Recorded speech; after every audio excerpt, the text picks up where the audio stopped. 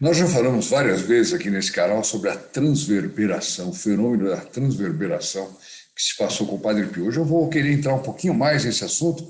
Olá, amigos e amigas da Associação Regina Fide, meu nome é Odair Gutierrez e esse é o nosso programa Padre Pio.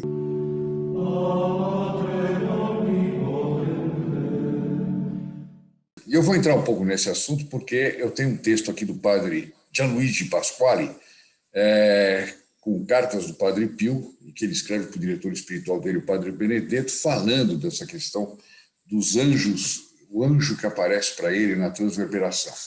Eu peguei aqui, porque é preciso ter um pouco de noção do que é a transverberação, e acho que é importante nós tratarmos aqui. Eu peguei do site do Padre Paulo Ricardo, Resposta Católica, eu peguei um trecho pequeno, o assunto é mais extenso, ele trata muito bem do assunto, evidentemente, né?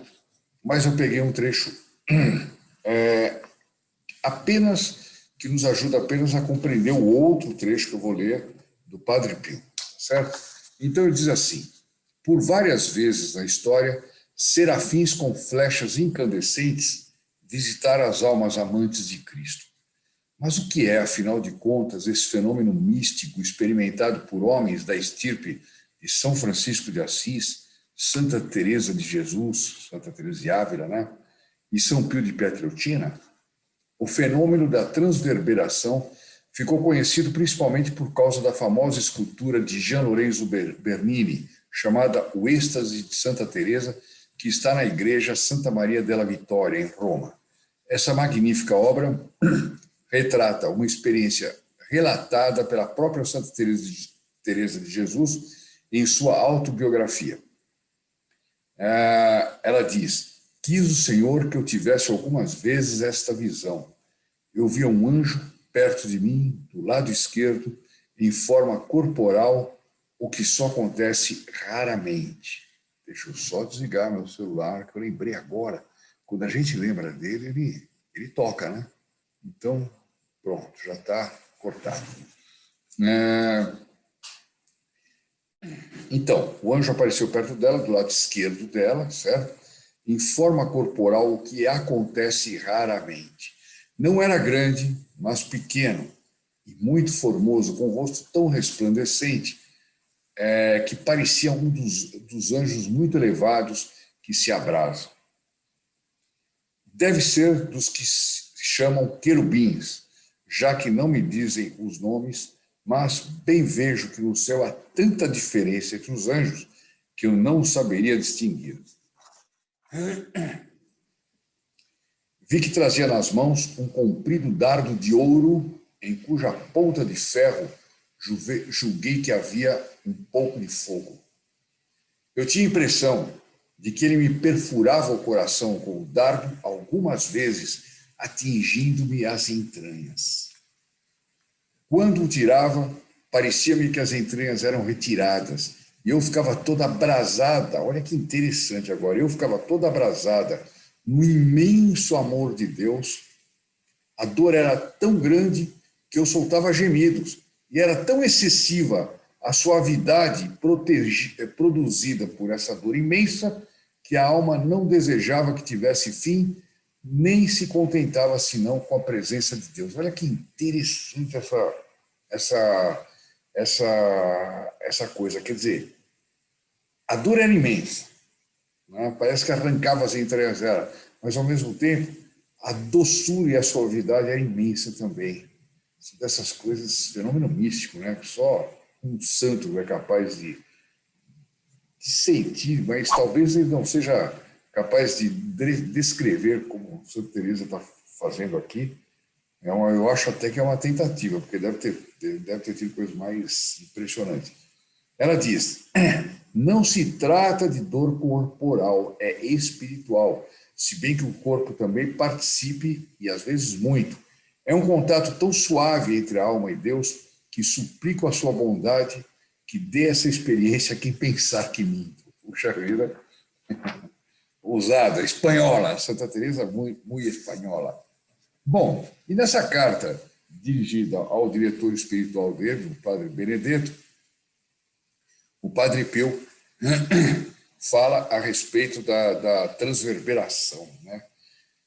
E o anjo, qual seria o anjo? Aqui vai se tratar a respeito. Qual é o anjo que aparecia para perfurar o coração do Padre Pio? Vamos ler a carta direto.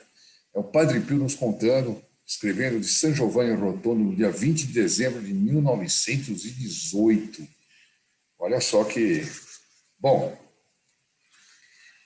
meu caríssimo pai, que o menino de Belém esclareça sempre o seu coração, enchendo-o de todos os celestes carismas. Olha como o Padre Pio começava uma carta. Eu gostaria de sempre que escrevesse para alguém, começar assim, desse jeito, né? Ele sempre começava com uma invocação, com uma oração, era uma coisa fantástica. O menino de Belém esclareça sempre o seu coração, enchendo de todos os celestes carismas. Olha só. Estou de volta ao Senhor com um espírito transbordante de dolorosa amargura. A vida dos santos não era fácil. Tem gente que pensa que era tudo na base do consolo, ser santo, né? Tem aquela auréolazinha.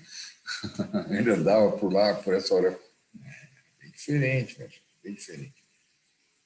Um fogo devorador me invade por inteiro e me mantém um doloroso delírio, delíquio, diz aqui, que é a perda dos sentidos.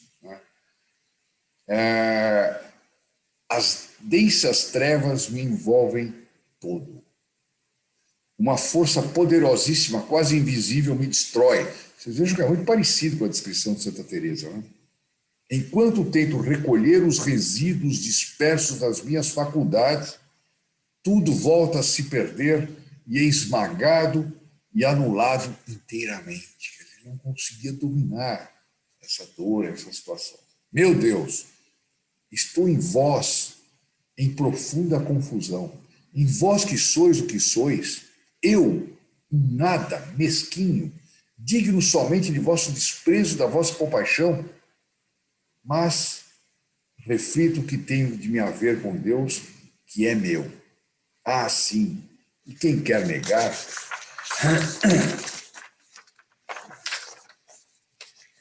Relendo meu pai, ele continua escrevendo para o Padre Benedetto, relendo meu pai as suas repetidas assegurações e exortações, eu me admiro na impossibilidade de penetrar mais como gostaria. Eu me pergunto se em meu crer, sem percebê-lo, possa existir algo que seja prejuízo para o espírito. Se há falta de uniformidade, da uniformidade querida por Deus. Olha só, hein? Mesmo tendo esses fenômenos místicos, ele se consultava com seu diretor espiritual. Isso que é humildade.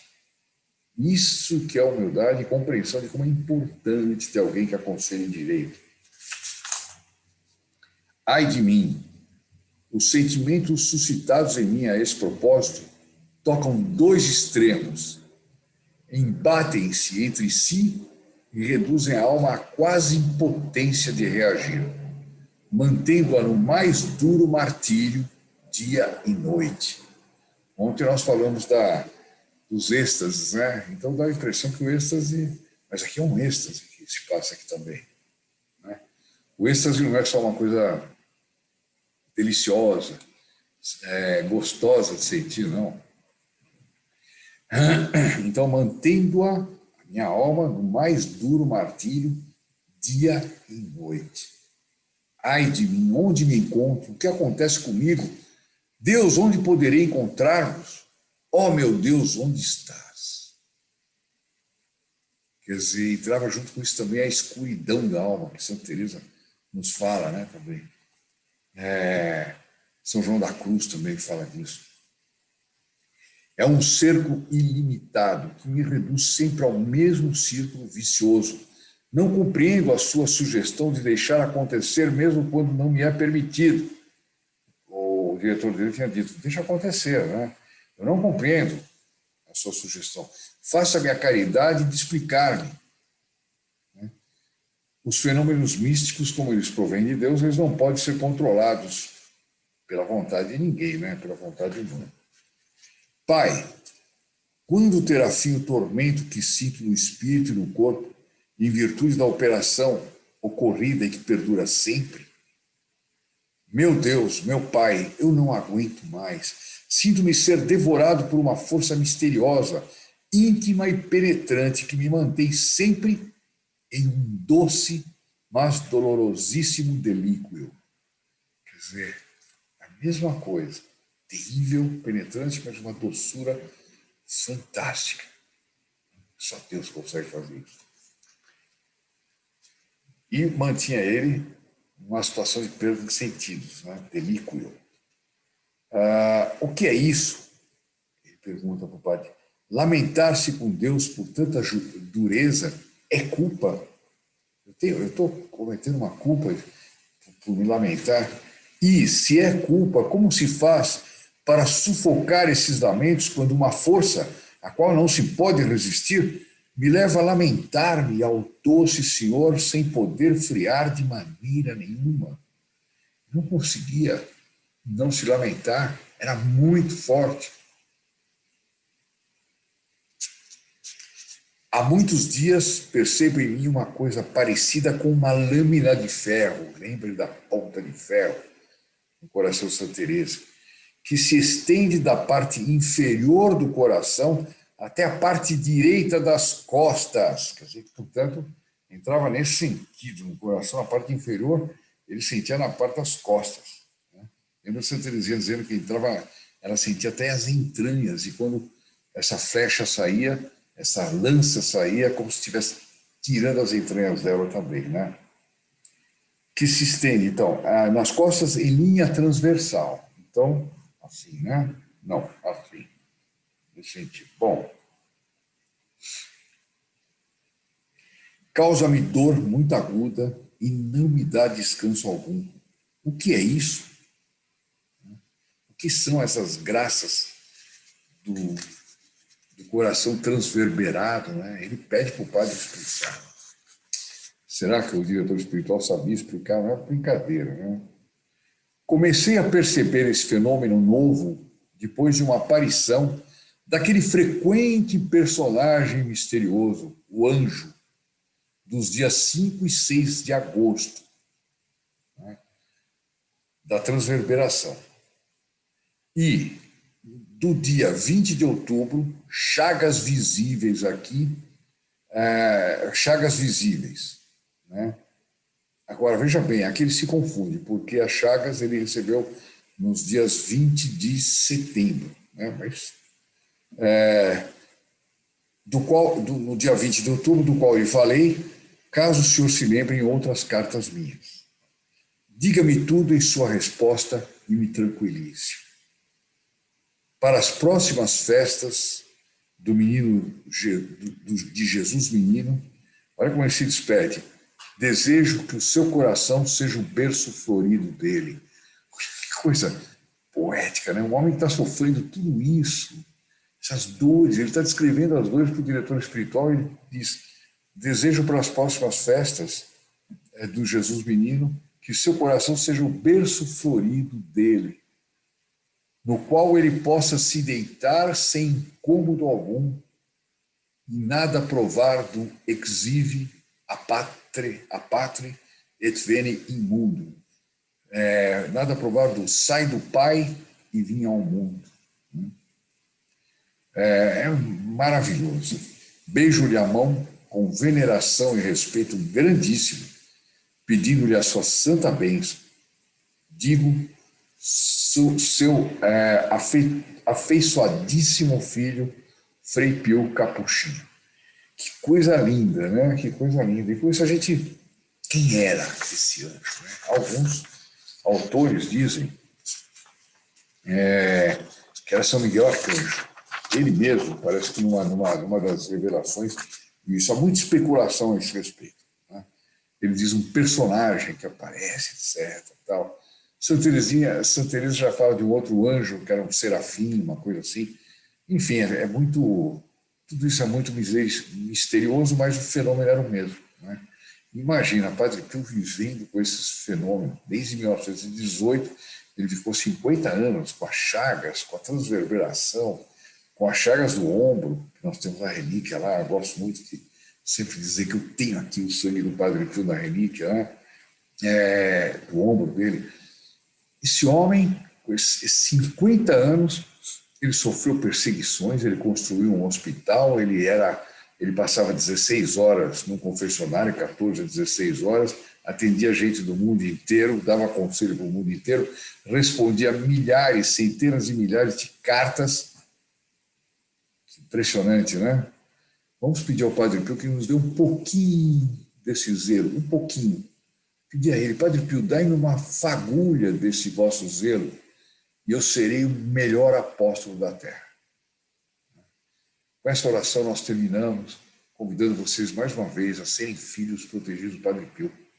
É uma fagulha de zelo que nós damos ao Padre Pio, mas que ele vai nos recompensar com muitas e muitas graças. Até a próxima. Fiquem agora com a oração Ave Maria, um por todos, todos por um.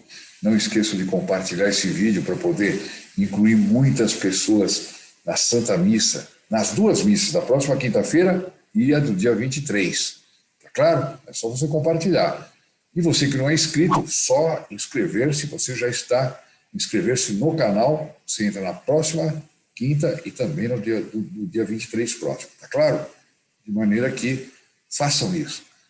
Fiquem então com a Ave Maria e depois com a bênção do Padre Pio. Salve Maria, meus amigos. Até breve. Ave Maria, cheia de graça. O Senhor é convosco. Bendita sois vós entre as mulheres, e bendito é o fruto do vosso ventre, Jesus. Santa Maria, Mãe de Deus, rogai por nós, pecadores, agora e na hora da nossa morte. Amém. In nome del Padre, del Figliolo e dello Spirito Santo, e così sia. Sia lodato Gesù e Maria, e buonanotte a tutti.